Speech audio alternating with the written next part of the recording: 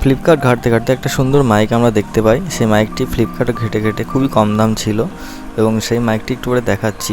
এই মাইকটি আজকে আমাদের হাতে চলে এসেছে। এই মাইকটির রিভিউ মোটামুটি খারাপ ছিল না, ভালোই ছিল। তো মাইকটি ফাইনালি আমরা পারচেস করে নিয়েছি।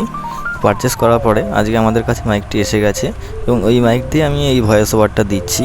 তো এটি রিভিউর সম্পর্কে যাওয়ার আগে দেখে নিই মাইকটি কীরকম দাম, কীরকম ফিচার্স আছে। তো এইভাবে ওই ক্যাপটি রিমুভ করা যায়। তো ওটা এখানে কিছু ছবি রয়েছে, ছবিগুলো দেখাচ্ছি আস্তে আস্তে। দেখে মাইকটি খুবই ভালো লাগে এবং মাইকটি ফাইনালি কিনে নিই।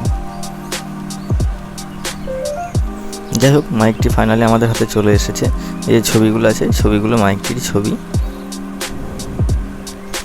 ফাইনালি আমাকে ডেলিভারি করে 11 PM এর মধ্যে আজকে চলে এসেছে আমাদের হাতে মাইকটি। মাইকটি যেহেতু এক হাতে ক্যামেরা ধরা রয়েছে, তাই এক হাতে আমি মাইকটিও আগে খুলে নিয়েছিলাম।